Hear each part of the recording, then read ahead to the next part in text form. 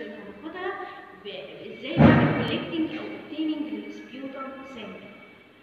طب يعني ايه ان انا باخد سبيوتم سامبل؟ ان انا بعمل اوبتيننج للسبيوتم فروم الميوكس سكريشن.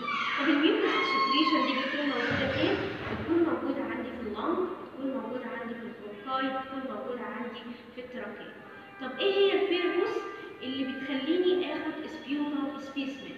اول حاجه فور كلتشر اند سنسيتيفيتي. يعني ايه كلتشر اند سنسيتيفيتي؟ ان انا لما باخد سبيوتم بعمل مزرعه. يعني ايه بعمل مزرعه؟ بشوف نوع المايكرو اورجانيزم اللي بيبقى عندي موجود في السبيوتم وعلى اساسه بحدد التريتمنت. دي اول حاجه. تاني حاجه فور سيتولوجي. يعني ايه سيتولوجي؟ ان انا باخد السبيوتم سامبل او السبيوتم سبيسمن وببعتها لللاب، يعني بيعمل لها سيتولوجي. يعني ايه سيتولوجي؟ ان انا بعمل ايدنتيفاي للاوريجين والاستراكشر والفانكشن والباثولوجي اوف السيلز. تالت نقطه، نسمع على البيشنت ويز تي بي التيوبركلوزس. بسحب سبيوتم سامبل علشان اقول ان عنده تي بي. طب بشوف ايه بقى في عينه السبيوتم؟ بشوف حاجه اسمها اسيد فاست باسيلس. الاسيد فاست باسيلس ده نوع الباسيلاي اللي بتبقى موجوده في بيشنت ويز التي بي. طب المفروض اخد كام عينه عشان اتاكد ان هو عنده تي بي؟ باخد 3 consecutive سامبل، يعني باخد 3 مرات كل يوم الصبح اخد منه سبيوتم سامبل وبعمل لها سند تو لاب، وبالتالي بعد 3 ايام لو ظهر كل يوم في الاسيد فاست باسيلس في السامبل بتاعتي يبقى هو عنده ديفينيت تي بي. رابع حاجه في البيربوس عندي علشان تو ديتكت البروبر تريتمنت، ازاي احدد نوع الانتي بايوتيك بناء على نوع المايكرو اورجانيزم. ده اول نقطه. اتكلمنا كده على الديفينيشن واتكلمنا عن البيربوس. طب ايه هي البريباريشن؟ اول حاجه بتبقى السامبل دي بتبقى ايرلي مورنينج، دايما على الصبح. تبقى ليه الصبح؟ سببين، لان السامبل بتبقى اول حاجه كلير، دي اول نقطه. تاني حاجه ان لما بتكون اول ما بيحصل عندي بيبقى فيه زي كده كافينج ريفلكس كويس فتره الصبح، بيبقى فيه كميه سبيوتر اقدر اخدها واخدها عندي اعمل لها اوبتيننج للبلاد سيل. تاني حاجه طبعا كل البريباريشن بتبقى المفروض ده اندر اسيبتيك تكنيك. تالت حاجه اسيس البيشنت ابيليتي تو كاف، ان هو يقدر يكح. طب لو هو مش قادر unable to cough بستخدم حاجه اسمها سكشن. يعني ايه السكشن؟ السكشن بيبقى ديفايس عندي بتبقى موجوده في الحيطه، وبيبقى فيه عندي سكشن كاسيتر، وبيبقى فيه عندي اكسجين ماسك. دول بستخدمهم لو البيشنت unable to cough. السكشن كاسيتر ومين؟ والاكسجين ماسك، وبيبقى عندي السكشن ديفايس. بعد كده يبقى انا اتكلمت على الديفينيشن وعلى البيربوس وعلى البريباريشن. الاكويبمنت بتاعتي اللي انا بستخدمها، اول حاجه بيبقى عندي ادوات الاورال كير او الماوس كير بيفور اند افتر اوبتيننج السامبل. بيبقى فيه عندي توث براش، بيبقى فيه عندي توث بيست، بيبقى فيه عندي تيشو، بيكون عندي ده اسمه ايه؟ سمول سبيسمن كونتينر، سمول سبيسمن كونتينر. بيبقى فيه عندي تيشو، بيبقى فيه عندي كدني بيزل، وبيبقى فيه عندي زي ما قلنا ابلاي الاكسجين ماسك.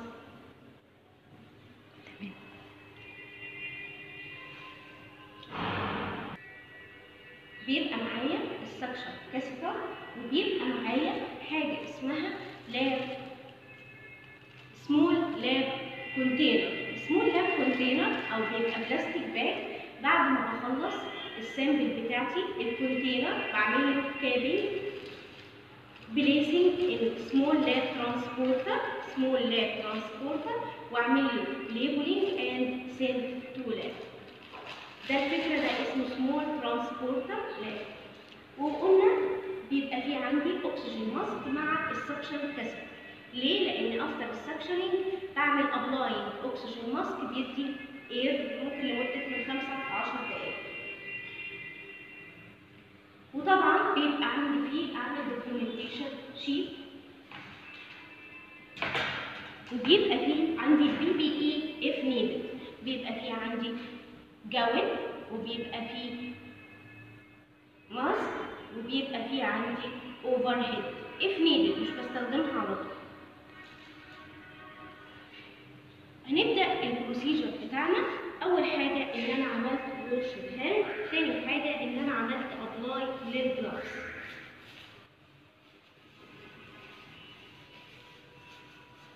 خلاص ابدا.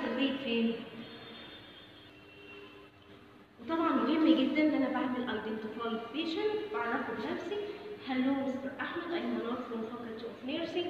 I will obtain sputum sample from you. ومهم جدا بيبقى البوزيشن اوف ذا بيشنت، بيبقى البوزيشن اوف ذا بيشنت في السيتنج بوزيشن او الهاي باور بوزيشن. وطبعا بحافظ على البادي ميكانكس وانا elevate للهيد اوف ذا بيشنت.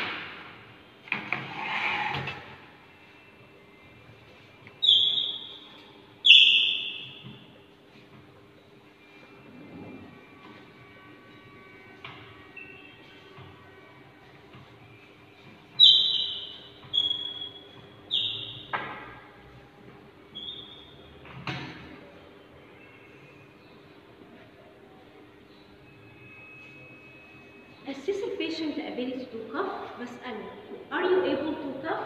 Please coughing. لو يقدر يعمل coughing يبقى بكمل بروسيجر عادي، لو ما بيقدرش أو unable to cough بعمل إيه؟ بيبقى عندي using السكشننج زي ما قلنا السكشننج ديفايس. يبقى دي أول حاجة. بعد كده هعمل assessment للريسبيراتوري status. بسمع اللونج ساوند. تاني حاجة بعمل assessment للريسبيراتوري rate. The respiratory rate is taking the pulse. The patient arm across the chest. كل inhalation و inhalation بوان cycle. النورمال من 12 ل 20 breaths per minute.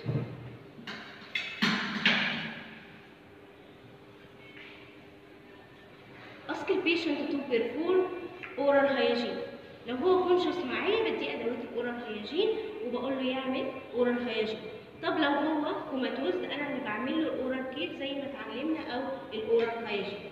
دي اول حاجه. بعد كده بيبقى عندي تيشو وعندي الكاب. البيشنت بيمسك الكاب للنون دومينانت هاند وبقول له ايه بليز كافينج بليز تيك ديب بريث. بعد كده بيعمل ايه كافينج زي كده طلعها مره واحده. وانا طبعا ببقى وشي مش قريب من البيشنت، ما بقاش كلوز كونتاكت، ببقى بعيد. أول ما يجيب الكف باخد أوبتين قد إيه؟ من 5 ل 10 مللي، من 5 ل 10 مللي يعني قد 2 سبون. أول ما جبتهم على طول أعمل لهم أسسمنت كده فور الكالر والأودر والكونسستنسي والأماونت، وبعمل لهم كابينج. وبعمل تاني بوست بروسيجر برضو أورال كير أند ماوس كير.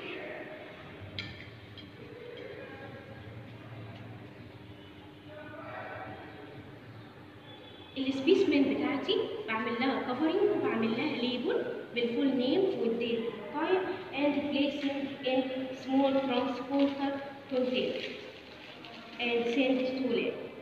بعد كده بعد ما بخلص بعمل دوكيومنتيشن لايه؟ بعمل دوكيومنتيشن للكالر والاودر والكونسستنسي والاماونت، للتايب او الميثود اوف كولكشن اللي انا استخدمت. استخدمت سكشننج ولا استخدمت السكشننج ديفايس ولا استخدمت الكافينج مع البيشنت. بعمل اسسمنت البريزنس اوف الهيموكسيس. يعني ايه هيموكسيس؟ في عندي بلاد سبوتس بتبقى موجوده عندي في البلاد سامبل. كل ده انا بعمل له دوكيومنتيشن وبعد كده بعمل ريموف للجلوفز وبيبقى في عندي الويست ريسبتكل. بعمل ديسكارد وديسكارد للاكويبمنت بتاعتي وريتيرن البيشنت ان كومفورتابل بوزيشن.